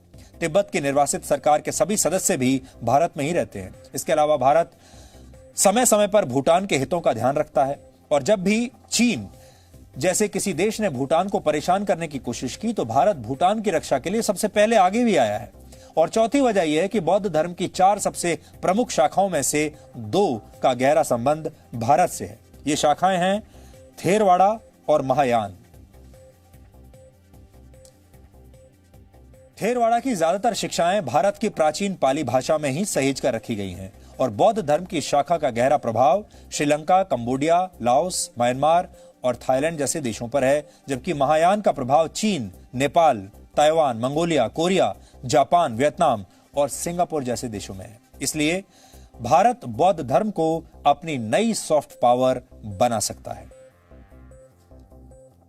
7वीं शताब्दी में चीन के महान दार्शनिक हुएनसांग भारत आए थे, और उनकी भारत यात्रा का उद्देश्य बौद्ध धर्म को करीब से समझना था। इसके लिए वो भारत की उन सभी जगहों पर गए जो किसी न किसी रूप में बौद्ध धर्म से जुड़ी हुई थी। इसके लिए वो तक्षशिला गए थे, और ये जगह आज पाकिस्तान में है। इसके अलावा उन्होंने कश्मीर, मथुरा, कन्नौज, श्रीवस्ती, अयोध्या, कपिलवस्तु, कुशीनगर, सारनाथ, वैशाली, पाटलिपुत्र, बोध गया और नालंदा की भी यात्रा की थी। नालंदा के प्राचीन विश्वविद्यालयों में उन्होंने 5 वर्ष बिताए, और इन्हीं 5 वर्षों के दौरान उन्होंने बौद्ध धर्म का अध्ययन किया। चीन के एक दार्शनिक का भारत आकर बौद्ध धर्म को समझना यह बताता है कि भारत और बौद्ध धर्म को अलग नहीं किया जा सकता। हालांकि यहां नेपाल के दावों को भी हम खारिज नहीं कर रहे, लेकिन हम सिर्फ ये कहना चाहते हैं कि नेपाल को इसे विवाद का विषय नहीं बनाना चाहिए, और भारत के साथ अपनी संयुक्त विरासत पर नेपाल को गर्व करना चाहिए। लेकिन हैरानी की बात यह है कि नेपाल भारत के साथ अपने संबंधों में तो कड़वाहट पैदा कर रहा है, अपने नक्शे बदल रहा है। भारत के कई गांवों को नेपाल ने अपने नक्शे में शामिल कर लिया है। लेकिन जब चीन जैसा देश माउंट एवरेस्ट पर अपना दावा करता है और यह कहता है कि माउंट एवरेस्ट नेपाल में नहीं चीन में है, तब नेपाल कुछ नहीं कहता। इसलिए नेपाल को राजनीति से दूर रहकर सत्य को पहचानना सीखना चाहिए। हम अपने इस विश्लेषण का अंत भी भगवान बुद्ध द्वारा दिए गए एक वचन से ही करना चाहते हैं, और वो कहते थे कि अगर आप जीवन में सफल होना चाहते हैं तो सबसे पहला काम ये करें कि अपने आप से झूठ बोलना बंद कर दें और आप जो हैं उसे स्वीकार कर लें। लेकिन आज के दौर में सत्य को स्वीकार करना इतना आसान नहीं है और सत्य ही कई बार विवाद का विषय बन जाता है। नेपाल ठीक ऐसा ही कर रहा है, इसलिए आज नेपाल को भगवान बुद्ध के दिखाए मार्ग पर स्वयं चलना चाहिए। नेपाल भले ही चीन के जाल में फंसा है और भले ही वहां के प्रधानमंत्री लगातार भारत विरोधी बातें भी कर रहे हैं, इसके बावजूद नेपाल की मदद करने में भारत कोई कमी नहीं छोड़ रहा। कोरोना वायरस के संकट से लड़ने के लिए भारत ने नेपाल को 10 वेंटिलेटर्स दिए हैं। ये वेंटिलेटर्स भारतीय सेना ने नेपाल की सेना को गिफ्ट किए हैं। यानी नेपाल को लेकर भारत के मन में कोई दुर्भावना नहीं है, आज भी नहीं है, और भारत मित्र होने का धर्म आज भी वैसे ही निभा रहा है जैसा पहले कर रहा था। अब 4 मिनट का एक छोटा सा ब्रेक ले लेते हैं और ब्रेक के बाद हम आपको कोरोना वायरस की उस वैक्सीन के बारे में बताएंगे जिसे बना लेने का दावा रशिया ने किया है, और अगले 2 दिन में यानी 12 अगस्त को रशिया इस वैक्सीन को लॉन्च करने वाला है। लेकिन सवाल यह है कि क्या आप इस मेड इन रशिया वैक्सीन के लिए तैयार हैं? क्या ये वैक्सीन आपकी रक्षा करेगी, और अगर करेगी तो क्या ये आपको मिलेगी? इसके बारे में आपको बताएंगे इस ब्रेक के बाद।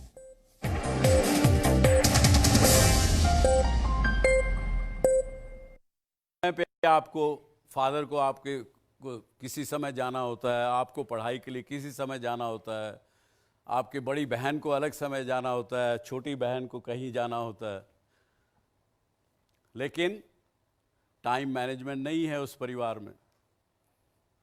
तो रिजल्ट क्या रहता है? बेचारी घर की जो माँ है बुरी तरह से पिसती है, उसको पता नहीं रहता कब किसको क्या चाहिए, किसी को सुबह नाश्ते में ये चाहिए, किसी को वो चाहिए, किसी को दोपहर को 12 बजे चाहिए, किसी को 3 बजे चाहिए, किसी को कुछ समय चाहिए, वो भी पता नहीं है। बेटा आता है खेल के, माँ भूख बड़ी जोर से लगी है, दो ना कुछ खाने के लिए, तो वो बेचारी लगी रहती है भाग दौड़ में, पूरा घर अस्त व्यस्त रहता, पूरी घर की हालत ऐसी होती है कि जैसे वो बेचारी खुद की होती है। और इमेजिन करिए यदि एक परिवार में परंपरा है समय को मैनेज करने की, टाइम मैनेजमेंट करने की, तो गृहिणी को पता है कि किस वक्त मेरे पति को क्या चाहिए, बेटे को क्या चाहिए, बेटी को क्या चाहिए, पहले से तैयार करती, सब कुछ व्यवस्थित सुचारू रूप से चलता है, उसकी लाइफ भी अच्छी, सारे परिवार की लाइफ अच्छी। तो इसलिए इन्होंने कहा कि इसको टाइम मैनेजमेंट को एक अपने परिवार की परंपरा बनाइए, लाइफ बनाइए। इस विषय की बात करने की, जैसे मैंने एक जेके वर्मा जी की किताब पढ़ा, उसी से मैं आपको पढ़ के बता रहा हूँ कि ये समझ में आने लगा उनकी बात को पढ़ के कि समय यदि इंसान के वश में हो या इंसान समय के वश में हो, ज़्यादातर हम लोग समय के अपने आप को समय के वश में कर लेते हैं बजाय समय को अपने वश में करने के लिए। और जो इंसान अपने समय को अपने वश में कर ले तो ज़िंदगी की बहुत सी समस्याएं ऑटोमेटिकली ख़त्म हो जाती हैं, बल्कि मैं यहाँ तक कहूँगा कि समस्याएं नज़दीक आती ही नहीं हैं। एक जो आदमी टाइम को मैनेज करना जानता है वो सब कुछ कर सकता है, ऐसा मैंने समझा इस पिछले 2-4 दिनों में। और यदि हम टाइम मैनेज नहीं करेंगे, अपने वश में नहीं करेंगे समय को, और किसी वक्त हमको एक दिन रियलाइज़ होगा कि अरे समय तो बीत गया, अब कुछ नहीं कर सकता, तो रिग्रेट्स रहेंगे। रिग्रेट्स में अगर जाएंगे आप अगले जन्म में, अगला जन्म भी रिग्रेट से ही शुरू होगा, क्योंकि हमारी जो परंपरा, हमारा जो विश्वास, इस देश की संस्कृति, इस देश का जो विचारधारा, वो इस प्रकार की है कि हम एक जन्म नहीं अनेकों जन्म लेते हैं। और ये साइंटिस्ट ने भी मान लिया कि जहाँ से आप इस जन्म को ख़त्म करते हैं, जहाँ एंड करते हैं, वहीं से आपका अगला जन्म शुरू होता है। और अगर समय को वश में नहीं किया, लास्ट मिनट पे जब आपको पता लगा कि समय तो निकल गया, उस समय जब आप जाएंगे तो रिग्रेट्स के साथ जाएंगे, तो रिग्रेट्स के साथ ही अगला जन्म की शुरुआत होगी। तो इसलिए भी लेखक ने कहा कि भाई समय को अपने वश में करना सीखो, उसको इस तरह से मत जाने दो। और लेकिन साथ में ये भी कहा उन्होंने कि ये नहीं कि आप इसको मशीन के रूप में बन जाए, इंसान मशीन के रूप में बन जाए समय को वश में करके, ये नहीं। आप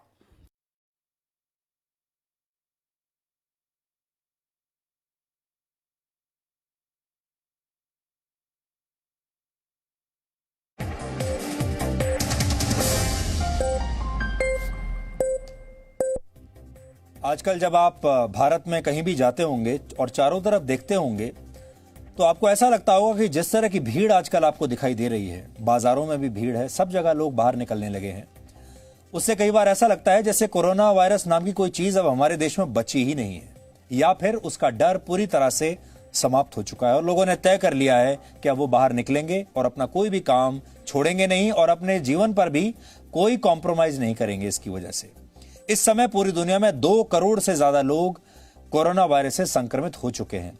इस वायरस से मरने वालों का आंकड़ा 7 लाख से ज्यादा है और भारत में भी अब तक 22 लाख से ज्यादा लोगों को यह संक्रमण हो चुका है। 22 लाख और 44,000 लोग मारे जा चुके हैं। भारत में अब हर रोज यानी एक दिन में संक्रमण के 60,000 से ज्यादा मामले आ रहे हैं और तेजी से फैलते संक्रमण के मामले में भारत अब दुनिया में पहले नंबर पर आ गया है। एक दिन में होने वाले संक्रमण के मामले में हम पहले नंबर पर आ गए। हमने ब्राजील को भी बीट कर दिया है और हमने अमेरिका को भी पीछे छोड़ दिया है। ऐसे में पूरी दुनिया के 750 करोड़ लोग बेसब्री से इंतजार कर रहे हैं और उनके मन में एक ही सवाल है, वो ये कि इस वायरस का इलाज कब आएगा, इसकी वैक्सीन कब आएगी और किस देश में इस वैक्सीन का बड़े पैमाने पर प्रोडक्शन सबसे पहले शुरू होगा। मतलब हम जाके सबसे पहले कहां से इसे ले सकते हैं। इस समय पूरी दुनिया में 165 से ज्यादा वैक्सीन्स पर शोध चल रहा है। इनमें से 29 वैक्सीन्स ह्यूमन ट्रायल्स के दौर में प्रवेश कर चुकी हैं, यानी इनका परीक्षण अब इंसानों पर चल रहा है। सिर्फ 7 वैक्सीन ऐसी हैं जो ट्रायल के आखिरी फेज में हैं और इस तीसरे और आखिरी फेज में हजारों लोगों पर एक साथ वैक्सीन का परीक्षण किया जाता है और जब यह परीक्षण सही साबित हो जाएगा हजारों लोगों पर, फिर उस दवाई को बाकी जनता के लिए निकाला जाएगा, फिर उसकी मास प्रोडक्शन होती है। लेकिन रशिया आज से ठीक 2 दिन के बाद यानी 12 अगस्त को ही कोविड-19 का इलाज करने वाली वैक्सीन का रजिस्ट्रेशन करने वाला है। यानी अगर रशिया के दावों पर यकीन किया जाए तो उसने ये वैक्सीन बना ली है। वैक्सीन बनाने की ये रेस रशिया ने जीत ली है, ऐसा उसका दावा है। लेकिन रशिया के गामालेया रिसर्च इंस्टीट्यूट और रशिया के रक्षा मंत्रालय द्वारा बनाई गई इस वैक्सीन को लेकर कई गंभीर सवाल भी हैं, क्योंकि रशिया इस वैक्सीन का फेज 3 ट्रायल किए बिना ही इसे लॉन्च करने वाला है। यानी तीसरे फेज का जो ट्रायल होता है, जो बड़ी संख्या में इंसानों पर होता है, उस ट्रायल को रशिया ने स्किप कर दिया है। सवाल यह है कि क्या दुनिया इस मेड इन रशिया वैक्सीन के लिए तैयार है? अगर यह आपको मिल जाए तो क्या आप ये मेड इन रशिया वैक्सीन लेंगे? रशिया के स्वास्थ्य अधिकारियों का दावा है कि इस वैक्सीन का पहले और दूसरे चरण का ट्रायल सफल रहा है और अब तक 76 लोगों पर इस वैक्सीन का परीक्षण किया जा चुका है। वैक्सीन के रजिस्टर होने के बाद इसका परीक्षण 1600 लोगों पर किया जाएगा और यह वैक्सीन सबसे पहले डॉक्टरों, स्वास्थ्य कर्मचारियों और बुजुर्गों के लिए उपलब्ध होगी। रशिया की सरकार का यह भी दावा है कि अक्टूबर के महीने से इस वैक्सीन का बड़े पैमाने पर उत्पादन शुरू हो जाएगा। यानी अक्टूबर तक तो इंतजार करना ही पड़ेगा इस पहली वैक्सीन का। अब आपके मन में सवाल आ रहा होगा कि यह वैक्सीन आपको मिलेगी या नहीं मिलेगी, और अगर मिलेगी तो कब तक मिलेगी? इसका अभी कोई पुख्ता जवाब नहीं दे रहा है, किसी के पास इसका जवाब अभी नहीं है, क्योंकि जब यह वैक्सीन रशिया के लोगों पर पूरी तरह से कारगर साबित हो जाएगी उसके बाद ही इसे दुनिया के बाकी लोगों के लिए, बाकी देशों के लिए उपलब्ध करवाया जाएगा और अभी इसमें बहुत लंबा समय लग सकता है। यह वैक्सीन कैसे काम करेगी, इस बारे में रशिया के स्वास्थ्य अधिकारियों की तरफ से साफ कोई जवाब नहीं दिया गया है, लेकिन विशेषज्ञों का यह दावा है कि यह एक प्रकार की होल वायरस वैक्सीन है। इस तरह की वैक्सीन को बनाने के लिए एक कमजोर या निष्क्रिय वायरस का प्रयोग किया जाता है। इस तरह की वैक्सीन शरीर में जाने के बाद जब ये प्रवेश कर जाती है शरीर में, तो शरीर की प्रतिरोधक प्रणाली यानी इम्यून सिस्टम को सक्रिय कर देती है। इसका उद्देश्य ये होता है कि शरीर एक बार इस वायरस की पहचान कर ले और इसके खिलाफ प्रतिक्रिया कैसे करनी है, इसे फिर वो याद रखे। जब इम्यून सिस्टम को ये सब याद हो जाता है, ये फॉर्मूला याद हो जाता है, तो वायरस से संक्रमित होते ही हमारा शरीर उससे लड़ने लगता है। यह वैक्सीन बनाने वाले रशिया के गामालेया इंस्टीट्यूट के शोधकर्ताओं का यह दावा है कि वो इस वैक्सीन का परीक्षण अपने ऊपर भी कर चुके हैं। लेकिन रशिया के इन दावों पर विश्व स्वास्थ्य संगठन समेत कई विशेषज्ञ सवाल उठा रहे हैं। WHO का कहना है कि रशिया को इस मामले में जल्दबाजी नहीं करनी चाहिए, क्योंकि इससे लोगों के स्वास्थ्य और उनकी जान को खतरा हो सकता है। बड़े पैमाने पर परीक्षण के बिना किसी वैक्सीन को बाजार में उतारना खतरे से खाली नहीं होगा। अगर रशिया वाकई में कोविड-19 के खिलाफ वैक्सीन तैयार कर लेता है तो यह पूरी दुनिया के लिए बहुत बड़ी उपलब्धि होगी। लेकिन समस्या यह है कि रशिया ने इस वैक्सीन को लेकर सभी जानकारियां दुनिया के साथ शेयर नहीं की हैं, बहुत कुछ छुपा रहा है वो। और रशिया पर दूसरे देशों से वैक्सीन का फॉर्मूला चुराने का आरोप भी लग रहा है। रशिया में खुद 7 लाख से ज्यादा लोग इस वायरस से संक्रमित हो चुके हैं और वहां 11,000 लोगों की इस वायरस से मौत हो चुकी है। इसलिए रशिया के अधिकारियों का कहना है कि वो तेजी से इस वैक्सीन पर काम कर रहे हैं। लेकिन WHO के मुताबिक रशिया ने जून के महीने के बाद से ही उसे इस वैक्सीन को लेकर कोई डेटा नहीं दिया है, जबकि नियमों के अनुसार रशिया को यह डेटा देना चाहिए था। लेकिन रशिया इस वैक्सीन को लेकर इतनी जल्दबाजी क्यों दिखा रहा है, यह भी आपको समझना चाहिए। रशिया के राष्ट्रपति व्लादिमीर पुतिन की छवि एक राष्ट्रवादी नेता की है और वो चाहते हैं कि पूरी दुनिया एक बार फिर से रशिया को सम्मान की दृष्टि से देखे। सोवियत संघ के विघटन से पहले रशिया विज्ञान और टेक्नोलॉजी के क्षेत्र में बहुत आगे था, लेकिन धीरे धीरे रशिया की स्थिति पहले जैसी नहीं रही और अब पुतिन चाहते हैं कि वैक्सीन की ये दौड़ जीतकर वो अपने देश को पहले जैसा सम्मान वापस दिलाएं। लेकिन रशिया की ये जल्दबाजी वहां के 15 करोड़ लोगों के लिए उनके स्वास्थ्य पर भारी पड़ सकती है। इसलिए रशिया को इस नई वैक्सीन के संदर्भ में बहुत सोच समझकर फैसला करना पड़ेगा। वैक्सीन का इंतजार तो पूरी दुनिया के लोग बड़ी बेसब्री से कर रहे हैं, लेकिन ऐसा लगता है कि बिना वैक्सीन के भी लोगों ने अब कोरोना वायरस से डरना छोड़ दिया है। अगर हम अपने देश की बात करें, अगर अब भी आपको बात समझ में नहीं आ रही तो यह ग्राफ आप देखिए। यह ग्राफ आपको यह बताता है कि जब भारत में कोविड-19 के मामले बहुत कम थे, तब डर की मात्रा बहुत ज्यादा थी। यानी केस कम थे, डर ज्यादा था। सोशल डिस्टेंसिंग का पालन हो रहा था, लॉकडाउन चल रहा था, लोग घर से बाहर निकल नहीं रहे थे, पूरी सावधानी बरत रहे थे। लेकिन अब जब कोरोना वायरस भारत में तेजी से फैल रहा है, 20 लाख से ज्यादा केस हो चुके हैं, अब लोगों के मन से डर बिल्कुल गायब हो गया। अब केस ज्यादा हैं, डर कम है। पहले केस कम थे, डर ज्यादा था। इसलिए हम ये कहना चाहते हैं आपको कि वैक्सीन के भरोसे मत रहिए, क्योंकि अभी इस वायरस का सबसे अच्छा इलाज सोशल डिस्टेंसिंग ही है। 2 बातें आपको याद रखनी होंगी अगर आप अभी बचना चाहते हैं इस वायरस से। वो ये है कि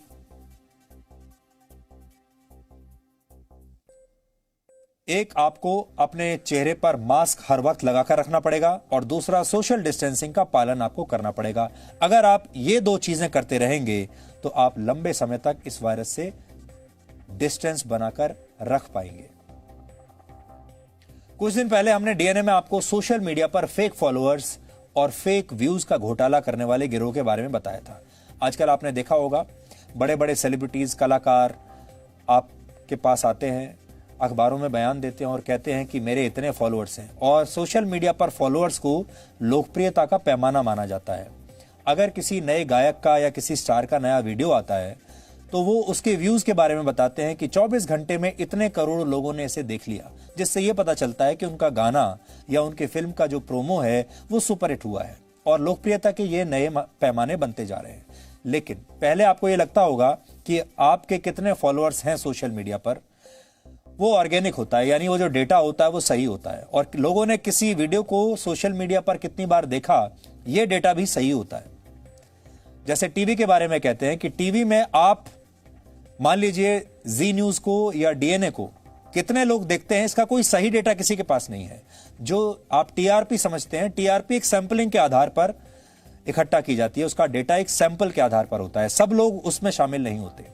एक सैंपल लिया जाता है कुछ लोगों का, उसके आधार पर टीआरपी रिलीज होती है। यह टीवी चैनल की बात है।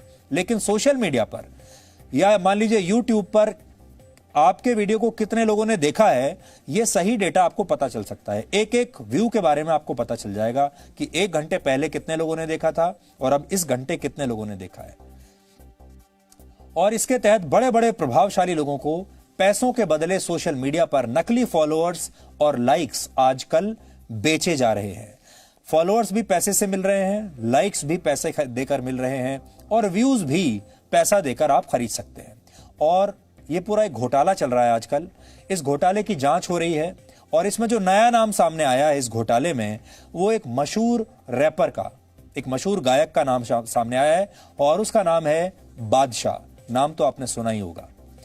बादशाह ने कबूल कर लिया है कि YouTube पर अपने गाने के फेक व्यूज बढ़ाने के लिए उन्होंने एक कंपनी को करीब 74 लाख रुपए दिए थे ताकि उन्हें ज्यादा व्यूज मिल जाए। इस मामले की जांच कर रही मुंबई पुलिस ने बादशाह से 6 और 7 अगस्त को पूछताछ की थी। शुरुआती पूछताछ में बादशाह ने आरोपों को गलत बताया, लेकिन मुंबई पुलिस के मुताबिक अब बादशाह ने पैसा देकर व्यूज खरीदने की बात मान ली है। मुंबई पुलिस का कहना है कि बादशाह ने अपने गाने, जिसका शीर्षक है पागल है, इस गाने के लिए एक कंपनी को 7 करोड़ 20 लाख फेक व्यूज बढ़ाने के लिए करीब 74 लाख रुपए का भुगतान किया था और वो भी 18% जीएसटी के साथ, जिसकी रसीद जी न्यूज के पास मौजूद है। मैं आपको दिखा दूंगा। यह रसीद आदित्य प्रतीक सिंह के नाम से बनी है, जो रैपर बादशाह का असली नाम है। जिस कंपनी से बादशाह ने फर्जी लाइक्स की डील की है उस कंपनी का नाम है Quki.com। आप ध्यान से देख सकते हैं Quki.com। रसीद भी इस समय आपकी स्क्रीन पर है। मुंबई पुलिस ने इस कंपनी के अधिकारियों को भी 12 अगस्त को पूछताछ के लिए बुलाया है। अब सवाल यह है कि बादशाह ने ऐसा किया क्यों, क्या कारण है? तो इसका जवाब भी हम आपको देते हैं। असल में कोई भी कंपनी अपने ब्रांड को उन सेलिब्रिटीज और इन्फ्लुएंसर से प्रमोट कराना चाहती है जिनके फॉलोअर्स की संख्या ज्यादा होती है। ऐसे में यह विज्ञापन या कंटेंट करोड़ों लोगों तक पहुंचता है और इसके बदले में मिलने वाली मोटी फीस के लालच में ही ये सेलिब्रिटीज फेक फॉलोअर्स खरीदते हैं और बादशाह ने भी यही काम करने की कोशिश की है। मुंबई पुलिस को बादशाह ने यह बताया कि उन्होंने फेक व्यूज इसलिए खरीदे ताकि उनका गाना YouTube पर 24 घंटे में सबसे ज्यादा बार देखा जाने वाला गाना बन जाए, एक रिकॉर्ड बना दे। और ऐसा ही हुआ। 11 जुलाई को YouTube पर रिलीज हुए उनके इस गाने को अगले 24 घंटे में 7 करोड़ व्यूज मिल गए। इससे पहले यह रिकॉर्ड दक्षिण कोरिया के एक बहुत मशहूर म्यूजिक बैंड BTS के गाने का था। इस गाने का शीर्षक है बॉय विद लव। इसके नाम यह रिकॉर्ड था BTS के गाने के नाम, जो अप्रैल 2019 में रिलीज हुआ था और BTS के इस गाने को शुरुआती 24 घंटे में YouTube पर 7 करोड़ 46 बार देखा गया था। अब हम आपको बताते हैं कि मुंबई पुलिस को आखिर बादशाह पर शक कैसे हुआ, पता कैसे चला। 11 जुलाई को बॉलीवुड सिंगर भूमि त्रिवेदी ने मुंबई पुलिस को एक शिकायत भेजी। वो ये थी कि उनके नाम से कोई व्यक्ति इंस्टाग्राम पर फर्जी अकाउंट चला रहा था, जिसका इस्तेमाल उस व्यक्ति ने अपने फॉलोअर्स बढ़ाने के लिए किया। इस मामले की जांच में मुंबई पुलिस ने अभिषेक दावड़े नाम के एक शख्स को गिरफ्तार किया, जो फॉलोअर्स कार्ट नाम की एक कंपनी के लिए काम करता था। यह कंपनी सोशल मीडिया प्लेटफॉर्म्स पर अपने ग्राहकों को नकली likes, comments, views, retweets, subscribers और फॉलोअर्स उपलब्ध कराती थी और इसके बदले में फीस लेती थी। मुंबई पुलिस ने अपनी जांच में 170 से ज्यादा बॉलीवुड सेलिब्रिटीज और स्पोर्ट्स पर्सनैलिटीज को संदिग्ध पाया है, जो पैसा देकर अपने सोशल मीडिया के फॉलोअर्स बढ़ा रहे थे और इनमें मशहूर रैपर बादशाह का नाम भी शामिल था। मुंबई पुलिस को जांच के दौरान पता चला कि बादशाह के हर गाने को कई करोड़ व्यूज तो मिले हैं, लेकिन हैरानी की बात यह है कि गानों के वीडियोस पर कमेंट नहीं आ रहे हैं। मतलब लोग देख तो रहे हैं, लेकिन वीडियोस पर कमेंट जो हैं वो सिर्फ कुछ 100 की संख्या में है। मतलब 7 करोड़ लोगों ने उस गाने को देख लिया, लेकिन कमेंट करने वाले लोग जो हैं वो 200-400 ही हैं। ऐसा कैसे हो सकता है? इसी से संदेह हुआ कि करोड़ों व्यूज वाले इस वीडियो पर इतने कम कमेंट कैसे आए। इस शक के आधार पर मुंबई क्राइम ब्रांच ने बादशाह के सोशल मीडिया अकाउंट्स की जांच की, जिससे यह पता चला कि गाने के फेक व्यूज खरीदे गए थे। हालांकि सार्वजनिक तौर पर बादशाह अभी खुद पर लग रहे आरोपों से इनकार कर रहे हैं। उन्होंने एक बयान जारी किया है, जो मैं आपको पढ़कर बता दूंगा। उन्होंने इसमें कहा है कि सभी आरोप उन पर जो लगाए जा रहे हैं वो झूठे हैं और उन्होंने लिखा है कि वो मुंबई पुलिस की जांच में पूरा सहयोग कर रहे हैं और आगे भी करते रहेंगे। लेकिन जो हम आपको बता रहे हैं ये हमें सूत्रों से पता चला है कि मुंबई पुलिस ने जब जांच की है तो बादशाह ने उन्हें ये सारी जानकारी दी है, लेकिन बादशाह बाहर आकर ये कह रहे हैं कि ये सारे आरोप झूठ है। वैसे मुंबई पुलिस के मुताबिक बादशाह अकेले नहीं है जिन पर नकली व्यूज या फॉलोअर्स खरीदने के आरोप लग रहे हैं। इस समय पुलिस के रेडार पर 200 से ज्यादा सेलिब्रिटीज हैं। इनमें बॉलीवुड के बड़े बड़े स्टार्स हैं, मशहूर खिलाड़ी हैं, बॉडी बिल्डर्स हैं, दूसरे सोशल मीडिया इन्फ्लुएंसर्स भी शामिल हैं जो पैसा खर्च करके नकली फॉलोअर्स बढ़ा रहे हैं। इसलिए अगर आप इन सेलिब्रिटीज को इस बात से आंकते हैं कि किसके कितने ज्यादा फॉलोअर्स हैं, किसके कितने ज्यादा रीट्वीट्स हैं, तो फिर से सोच लीजिए, क्योंकि आजकल हर चीज में फ्रॉड चल रहा है और जैसे पहले फेक न्यूज आती थी अब फेक फॉलोअर्स भी आने लगे हैं। इसलिए सबसे ज्यादा दिल जो टूटता है वो इन लोगों के फॉलोअर्स का टूटता है। सबसे ज्यादा दुख उनका होता है जो दिल से इन बड़े बड़े सेलिब्रिटीज को फॉलो करते हैं, इनके हर बात पर जवाब देते हैं, कमेंट्स लिखते हैं और अपने जीवन में इन्हें बहुत गंभीरता से लेते हैं। इसलिए आप सावधान रहिए। अब आखिर में आज का सवाल, आज आपको यह बताना है कि मशहूर बोर्ड गेम मोनोपोली का आविष्कार किसने किया था। आप इस पर रिसर्च कीजिए और ब्रेक के बाद हम आपको इस सवाल का सही जवाब बताएंगे।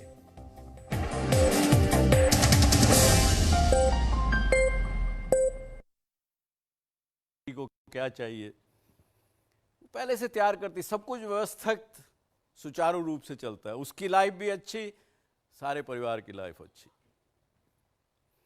तो इसलिए इन्होंने कहा कि इसको टाइम मैनेजमेंट को एक अपने परिवार की परंपरा बनाइए, लाइफ बनाइए। इस विषय की बात करने की, जैसे मैंने एक जेके वर्मा जी की किताब पढ़ा, उसी से मैं आपको पढ़ के बता रहा हूँ कि ये समझ में आने लगा उनकी बात को पढ़ के कि समय यदि इंसान के वश में हो या इंसान समय के वश में हो। ज़्यादातर हम लोग समय के अपने आप को समय के वश में कर लेते हैं बजाय समय को अपने वश में करने के लिए। और जो इंसान अपने समय को अपने वश में कर ले तो ज़िंदगी की बहुत सी समस्याएं ऑटोमेटिकली ख़त्म हो जाती हैं, बल्कि मैं यहाँ तक कहूँगा कि समस्याएं नज़दीक आती ही नहीं हैं। एक जो आदमी टाइम को मैनेज करना जानता है वो सब कुछ कर सकता है, ऐसा मैंने समझा इस पिछले 2-4 दिनों में। और यदि हम टाइम मैनेज नहीं करेंगे, अपने वश में नहीं करेंगे समय को, और किसी वक्त हमको एक दिन रियलाइज़ होगा कि अरे समय तो बीत गया, अब कुछ नहीं कर सकता, तो रिग्रेट्स रहेंगे। रिग्रेट्स में अगर जाएंगे आप अगले जन्म में, अगला जन्म भी रिग्रेट से ही शुरू होगा। क्योंकि हमारी जो परंपरा, हमारा जो विश्वास, इस देश की संस्कृति, इस देश का जो विचारधारा, वो इस प्रकार की है कि हम एक जन्म नहीं अनेकों जन्म लेते हैं। और ये साइंटिस्ट ने भी मान लिया कि जहाँ से आप इस जन्म को ख़त्म करते हैं, जहाँ एंड करते हैं, वहीं से आपका अगला जन्म शुरू होता है। और अगर समय को वश में नहीं किया, लास्ट मिनट पे जब आपको पता लगा कि समय तो निकल गया, उस समय जब आप जाएंगे तो रिग्रेट्स के साथ जाएंगे, तो रिग्रेट्स के साथ ही अगला जन्म की शुरुआत होगी। तो इसलिए भी लेखक ने कहा कि भाई समय को अपने वश में करना सीखो, उसको इस तरह से मत जाने दो। और लेकिन साथ में ये भी कहा उन्होंने कि ये नहीं कि आप इसको मशीन के रूप में बन जाए, इंसान मशीन के रूप में बन जाए समय को वश में करके। ये नहीं, आप सब कुछ करिए, समय का आनंद लीजिए, आनंद लेते हुए उसको किस प्रकार से अपने आप को आगे बढ़ाना, ये सबसे बड़ी बात है। उन्होंने ये नहीं कहा, ये कहा, और जो कि आज हम मानते हैं कि वर्क हार्ड और do you work smart. Management of the time teaches you how to work smart, not work hard. But we don't shy away from hard work, but we should work smart. और he has even gone to the next level. He says, यदि अगर आप अपना समय management करना जान गए तो आप एक साधारण इंसान नहीं रहे, आप कुछ भी कर सकते हैं।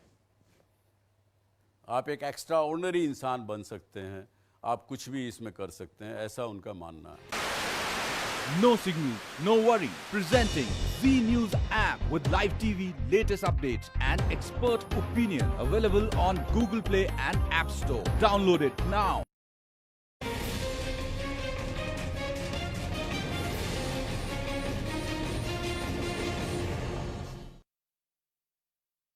Time punctuality is an event of the life in management of your time, whereas time management is a way of life.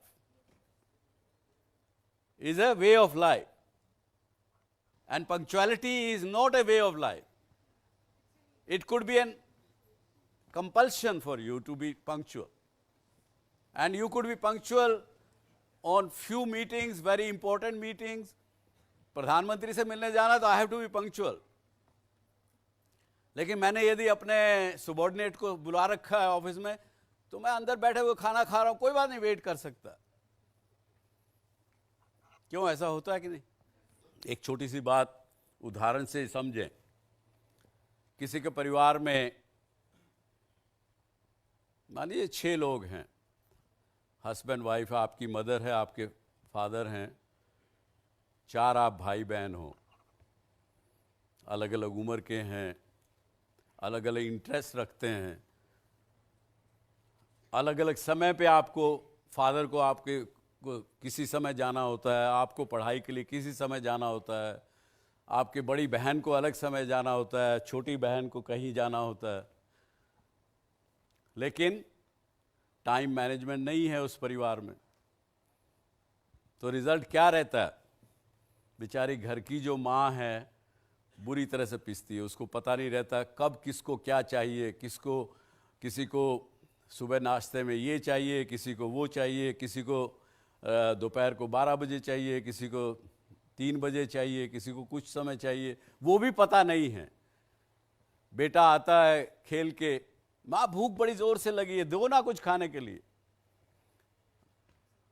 तो वो बेचारी लगी रहती है भाग दौड़ में, पूरा घर अस्त व्यस्त रहता, पूरी घर की हालत ऐसी होती है कि जैसे वो बेचारी खुद की होती है।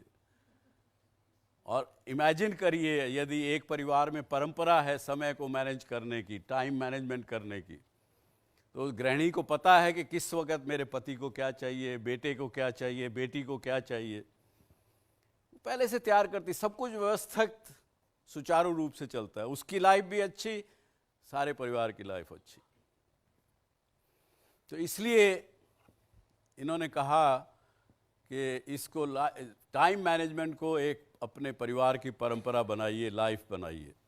इस विषय की बात करने की, जैसे मैंने एक J.K. वर्मा जी की किताब पढ़ा, उसी से मैं आपको पढ़ के बता रहा हूँ कि ये समझ में आने लगा उनकी बात को पढ़ के कि समय यदि इंसान के वश में हो या इंसान समय के वश में हो, ज़्यादातर हम लोग समय के अपने आप को समय के वश में कर लेते हैं बजाय समय को अपने वश में करने के लिए।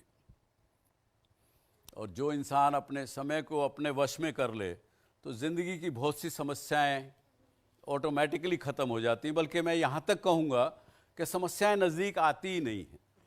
एक जो आदमी टाइम को मैनेज करना जानता है वो सब कुछ कर सकता है, ऐसा मैंने समझा इस पिछले 2-4 दिनों में। और यदि हम टाइम मैनेज नहीं करेंगे, अपने वश में नहीं करेंगे समय को, और किसी वक्त हमको एक दिन रियलाइज़ होगा कि अरे समय तो बीत गया, अब कुछ नहीं कर सकता, तो रिग्रेट्स रहेंगे। रिग्रेट्स में अगर जाएंगे आप अगले जन्म में, अगला जन्म भी रिग्रेट से ही शुरू होगा, क्योंकि हमारी जो परंपरा, हमारा जो विश्वास, इस देश की संस्कृति, इस देश का जो विचारधारा, वो इस प्रकार की है कि हम एक जन्म नहीं अनेकों जन्म लेते हैं। और ये साइंटिस्ट ने भी मान लिया कि जहाँ से आप इस जन्म को ख़त्म करते हैं, जहाँ एंड करते हैं, वहीं से आपका अगला जन्म शुरू होता है।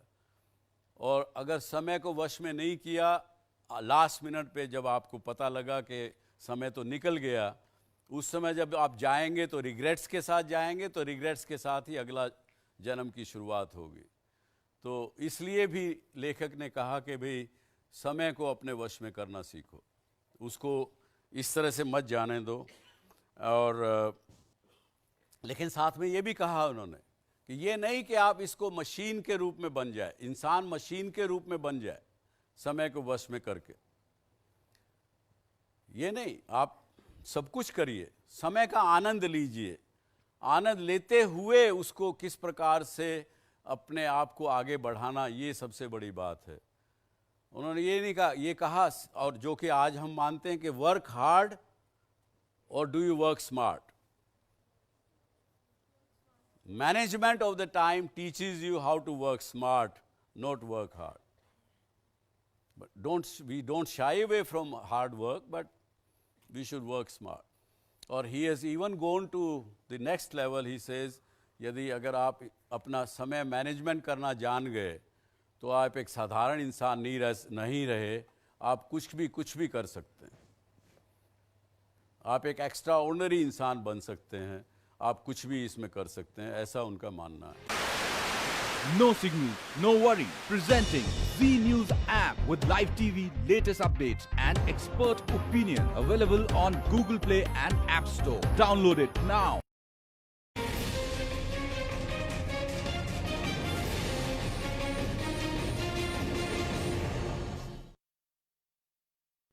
Time punctuality is an event of the life in management of your time.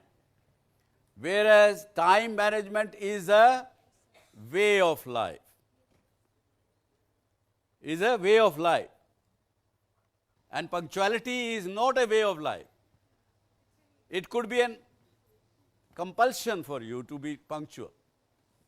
And you could be punctual on few meetings, very important meetings. प्रधानमंत्री से मिलने जाना तो I have to be punctual. लेकिन मैंने यदि अपने सबॉर्डिनेट को बुला रखा है ऑफिस में, तो मैं अंदर बैठे हुए खाना खा रहा हूं, कोई बात नहीं, वेट कर सकता। क्यों ऐसा होता है कि नहीं? एक छोटी सी बात उदाहरण से समझें। किसी के परिवार में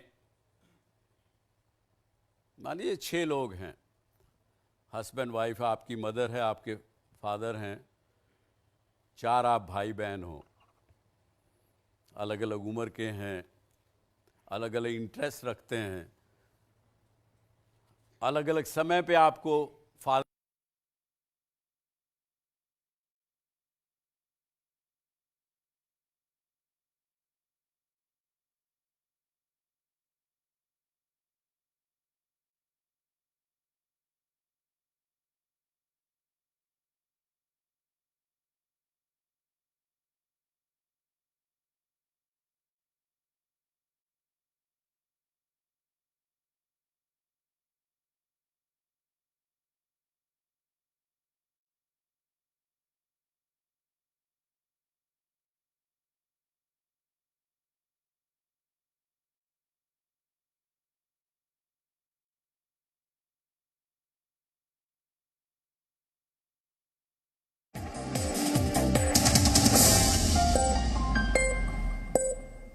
और अब आखिर में देखते हैं कि आज के इतिहास में क्या लिखा है। हिंदी के दिग्गज लेखक और व्यंग्यकार हरिशंकर परसाई का निधन आज ही के दिन वर्ष 1995 में हुआ था। परसाई हिंदी के पहले रचनाकार हैं जिन्होंने व्यंग को विधा यानी हुनर का दर्जा दिलाया। उनकी रचनाएं हंसाती भी हैं और आपको सोचने पर मजबूर भी करती हैं। आवारा भीड़ के खतरे, रानी नागफनी की कहानी और निठल्ले की डायरी उनकी कुछ प्रमुख रचनाओं में से एक है। सन 1860 में आज ही के दिन हिंदुस्तानी शास्त्रीय संगीत के विद्वान पंडित विष्णु नारायण भातखंडे का जन्म हुआ था। उन्होंने हिंदुस्तानी शास्त्रीय संगीत पर पहला आधुनिक लेख लिखा था। उन्होंने रागों को आसान भाषा में लोगों के सामने रखने के लिए कई पुस्तकें भी लिखी। हिंदुस्तानी शास्त्रीय संगीत के विकास के लिए उन्होंने वर्ष 1926 में लखनऊ में भातखंडे संगीत संस्थान की शुरुआत की थी। वर्ष 1675 में आज ही के दिन रॉयल ग्रीनिच ऑब्जर्वेटरी की स्थापना लंदन में हुई थी। इस ऑब्जर्वेटरी का प्रयोग मुख्य रूप से नेविगेशन और खगोल विज्ञान के लिए किया जाता है और पूरी दुनिया को पूर्वी और पश्चिमी यानी 2 हिस्सों में बांटने वाली प्राइम मेरिडियन रेखा इसी रॉयल ग्रीनिच ऑब्जर्वेटरी से होकर गुजरती है। और मोनोपोली नामक बोर्ड गेम को आप में से बहुत सारे लोगों ने जरूर खेला होगा। वर्ष 1889 में आज ही के दिन मोनोपोली के आविष्कारक चार्ल्स डैरो का जन्म हुआ था। इस गेम को वर्ष 1933 में अमेरिका में बनाया गया था और 1935 में मोनोपोली की बिक्री शुरू हुई थी, जिसके बाद अब तक पूरी दुनिया में इसे 37 भाषाओं में बनाया जा चुका है। इस खेल को भारत में बहुत से लोग व्यापार के नाम से भी जानते हैं। मोनोपोली को भारतीय रूप देकर कुछ कंपनियों ने इसे व्यापार के नाम से लॉन्च किया था। तो डीएनए में आज इतना ही। अब आपसे हमारी मुलाकात होगी कल रात 9 बजे। तब तक आप खुश रहिए, सुरक्षित रहिए, स्वस्थ रहिए। और स्वास्थ्य सबसे बड़ा उपहार है, संतोष सबसे बड़ा धन है और वफादारी सबसे बड़ा संबंध है। इसलिए इन्हें अपनी सबसे बड़ी पूंजी मानिए और हमेशा इन्हें सहेज कर रखिए, क्योंकि ये आसानी से नहीं मिलते। नमस्कार।